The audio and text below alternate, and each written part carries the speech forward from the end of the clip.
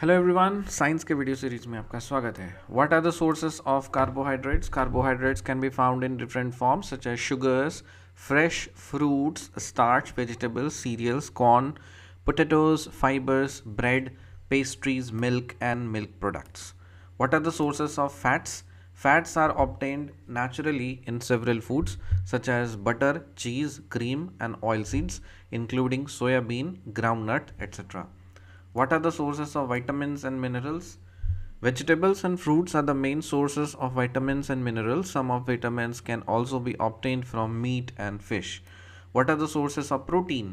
The most common food which has a higher amount of protein are chicken, egg, fish, almonds, oats, seafood, soybeans, pulses, cotton cheese, Greek yogurt, milk, broccoli, and quinoa.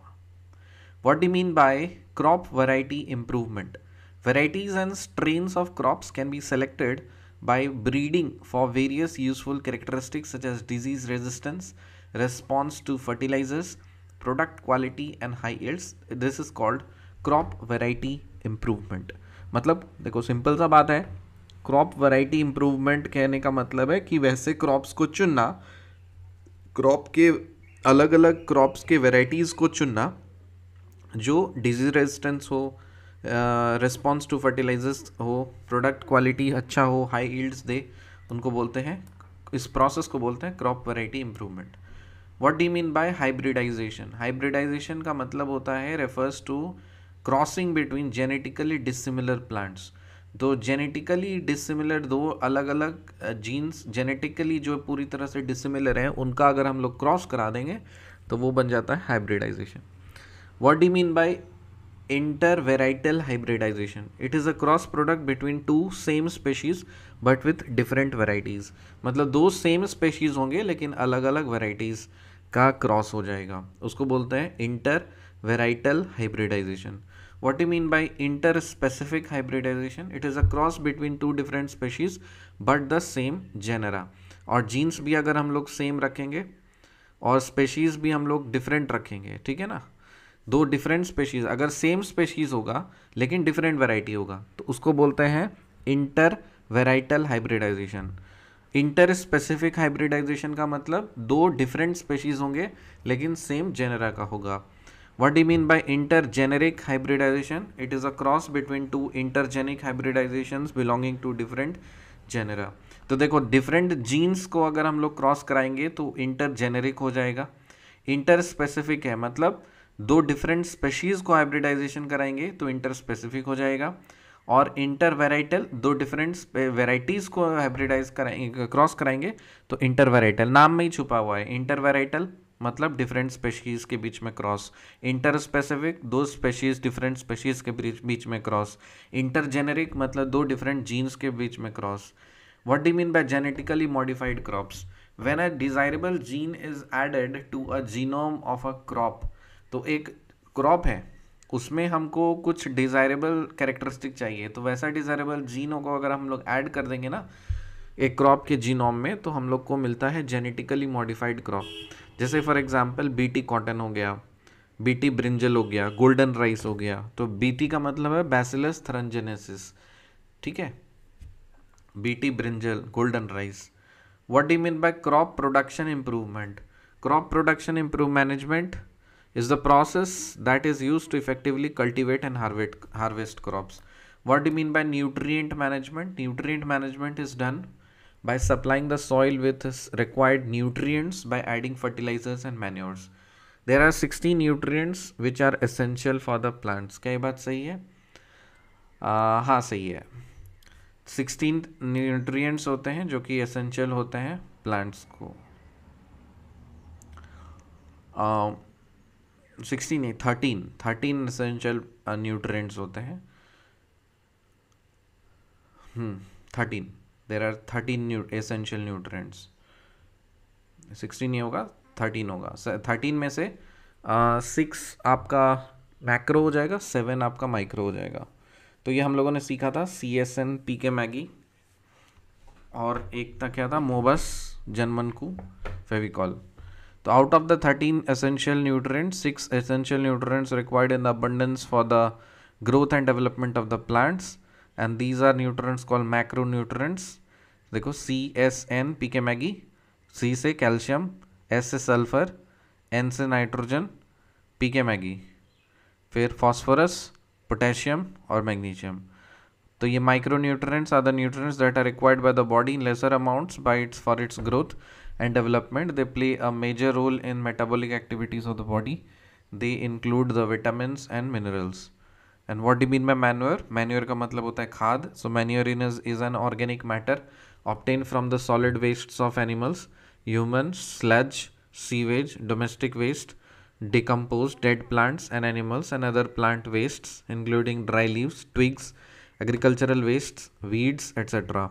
It contains a huge quantity of nutrients which improves the soil quality and increase the yield of healthy crops. What do you mean by composting? The process in which the biological waste material is decomposed in pits is known as composting. Composting का मतलब होता है जिस process में हम लोग को जो बायोलॉजिकल वेस्ट मटेरियल होता है ना उसको हम लोग पिट्स में डिकम्पोज करते हैं, उसको बोलते हैं कंपोस्टिंग. वर्मी कंपोस्ट का मतलब क्या होता है? जब compost is prepared using earthworms to hasten the process, मतलब fasten the process, it's called vermicompost. Earthworms के हेल्प से अगर हम लोग कंपोस्टिंग करते हैं तो उसको बोलते हैं वर्मी कंपोस्ट. ग्रीन मैन्योर का मतलब क्या होता है? Prior to sowing of the crop seeds some plants like sun hemp और guar are grown and then mulched by plowing them into the soil. These green plants then turn into green manure which helps in enriching the soil nutrients. उसको बोलते हैं green manure. Green का मतलब एकदम अच्छा अच्छा ही होगा जो फर्टिलिटी बढ़ाएगा. तो ग्रीन का मतलब वही होता है एनवायरनमेंट फ्रेंडली, फर्टिलिटी बढ़ाने वाला, अच्छा अच्छा रिजल्ट को ओरिएंटेड. तो इसमें बस नाम ही इम्पॉर्टेंट है, सन हेम्प और गुआर, ये ग्रीन मैन्योर्स बन जाते हैं. फर्टिलाइजर्स क्या होता है? Fertilizers are chemically produced plant nutrients which are required in small quantities. So chemically produced plant nutrients होते हैं जो कि small quantities में ज़रूरत पड़ते हैं खेती करने के लिए. What do you mean by organic farming? Organic farming is a farming system with minimal or no use of chemicals as fertilizers and with a maximum input of organic manures. All resources are used optimally to get maximum chemical free yield. तो सारे resources को optimal use किया जाता है ताकि maximum और chemical free yield मिल सके हमें. इरिगेशन का मतलब क्या होता है? पानी पटाना. Irrigation is the artificial process of applying water to crops to fulfil their water requirements. There are different types of irrigation practised for improving the crop yield. What do mean by cropping pattern? Cropping pattern refers to the proportion of area under various crops. Cropping pattern का मतलब कौन से area में कौन सा crop उगेगा, उस पूरे process को बोलते हैं क्रॉपिंग पैटर्न. वो जो पैटर्न सेट करते हैं हम लोग, हाँ इधर ये उगेगा, इसके आगे ये, इसके आगे ये, तो एक पैटर्न बनाया ना हम लोग ने क्रॉप्स का, तो उसको बोलते हैं cropping pattern. What are the 3 types of cropping patterns? एक होता है इंटर क्रॉपिंग, एक होता है क्रॉप रोटेशन और एक होता है मिक्स्ड क्रॉपिंग. इंटर क्रॉपिंग का मतलब क्या होता है? Inter cropping is a cropping technique in which 2 or more crops are cultivated simultaneously on the same piece of land, adhering to a specific row pattern. This type of cropping pattern helps in increasing the productivity of the crops. Therefore, it is followed by small farmers who are completely dependent on the rainfall for better yield. Intercropping का मतलब row wise, जैसे इधर कुछ उगाया फिर next alternate, फिर इधर कुछ उगाया फिर इधर कुछ उगाया, ऐसे से करके बनाते हैं. और ये इससे क्या होता है? इससे प्रोडक्टिविटी क्रॉप्स का बढ़ता है और स्मॉल फार्मर्स जनरली इसको फॉलो करते हैं जो कि जनरली रेनफॉल पे डिपेंडेंट होता है बेटर यील्ड के लिए. क्रॉप रोटेशन का मतलब क्या होता है? It is a cropping technique which is practised for growing different crops on the same land in pre-planned succession. The crops are selected based on their duration on the 1-year rotation, 2-year rotation and 3-year rotation. तो एक साल के लिए लगाया, फिर एक साल जो लगाया था उसको अगले साल वो नहीं लगाएंगे, दूसरे लगाएंगे, फिर वो उसको हटा के कुछ और लगाएंगे. तो इस तरह से रोटेट करते हैं. तो हमें एक साल आ गया, फिर ऑड ईयर्स में आ गया, इवन ऐसा 1-year रोटेशन में, 2-year रोटेशन या 3-year रोटेशन में सेम लैंड पे, सेम पीस ऑफ लैंड पे अलग अलग क्रॉप्स उगाते रहते हैं बारी बारी से. What is mixed cropping? It refers to the cropping system where 2 or more crops are cultivated on the same piece of land simultaneously. This technique is most commonly followed by farmers as it reduces the risk of the total crop failure because of the less rainfall or adverse climatic conditions. तो intercropping में क्या था? वहाँ पे भी एक से अधिक हम लोग क्रॉप्स लगाते थे, लेकिन वो इंटर क्रॉपिंग मतलब एक इधर एक लाइन से लगाया फिर इधर एक लाइन से लगाया, इस तरह से। मिक्स्ड क्रॉपिंग में कुछ यहाँ पे कुछ रोप दो, कुछ इधर रोप दो, ऐसे मिक्स करके रोप दिया, तो उसको बोलते हैं mixed cropping. What do you mean by crop protection management? Field crops are infested by a large number of weeds, insects, pests and diseases from which the crops should be protected. जो field crops है ना, उसमें बहुत सारे कीड़े वगैरह सब रहते हैं, बीमारियाँ होती है, तो उनको प्रोटेक्ट करने के लिए जो मैनेजमेंट होता है उसको बोलते हैं क्रॉप प्रोटेक्शन मैनेजमेंट। वीड्स क्या होता है? वीडनरी, weeds are unwanted plants in the cultivated field consuming all the soil nutrients finally require reducing the crop yield. So weeds क्या होते हैं ना, वो अनवांटेड प्लांट्स होते हैं। उसी तरह से ह्यूमंस में बहुत सारे अनवांटेड ह्यूमंस हैं जो दूसरों का हक मार के खाते रहते हैं और फिर कोई कंट्रीब्यूशन करते नहीं, ठीक है ना। तो वो लोग क्या करते हैं ना, weeds are unwanted plants in the cultivated field consuming all the soil, सारा रिसोर्सेस हड़प लेते हैं, देखो सॉइल न्यूट्रिएंट्स सारा कंज्यूम कर लेते हैं वो, और फिर क्रॉप यील्ड को बेकार कर देते हैं, तो उसको बोलते हैं weeds. What are protection methods against weeds? Weeds के अगेंस्ट में क्या प्रोटेक्शन लिया जा सकता है?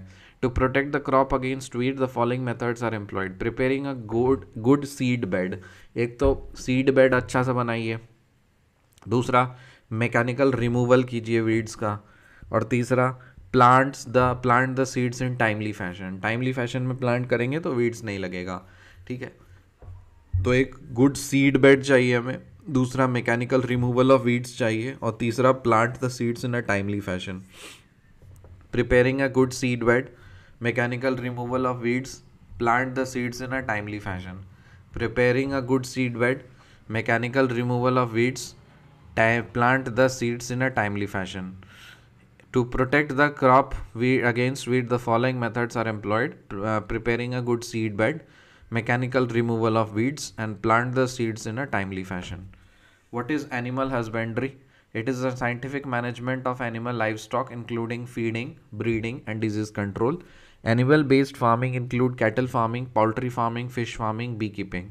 तो एनिमल हस्बेंड्री मतलब एनिमल बेस्ड फार्मिंग को एनिमल हस्बेंड्री बोलते हैं, और वो एक साइंटिफिक मैनेजमेंट होता है जिससे एनिमल लाइफ स्टॉक को हम लोग मैनेज करते हैं फीडिंग, ब्रीडिंग और डिजीज कंट्रोल के साथ। What are the prevention and control measures for the storage loss? Storage loss can be prevented by following certain protocols like strict cleaning of the produce before storage. Cleaning करना है, strict cleaning, जो produce का strict cleaning करना पड़ेगा, store करने से पहले सबको क्लीन कर दो। दूसरा केमिकल्स से फ्यूमिगेशन करेंगे, छिड़काव कर दो ताकि पेस्ट्स मर जाएं। और proper drying of the product first in sunlight and then in shade. तो प्रोडक्ट को है ना पहले धूप में सुखाना है, उसके बाद फिर छाँव में उसको सुखाना है। तो इस तरह से हम लोग प्रोटोकॉल्स फॉलो कर सकते हैं ताकि स्टोरेज लॉस जो हो वो कम रहे। देखो एकदम मिनिमम तो नहीं, मतलब एकदम जीरो तो नहीं हो सकता, कुछ ना कुछ उसमें लॉस होगा ही। इट्स वेरी इम्प्रैक्टिकल टू से कुछ भी नहीं सड़ेगा या कुछ भी ख़राब नहीं होगा, हम उस लॉस को मिनिमाइज़ कर सकते हैं। मिलते हैं आपसे अगले वीडियो में, तब तक के लिए बाय।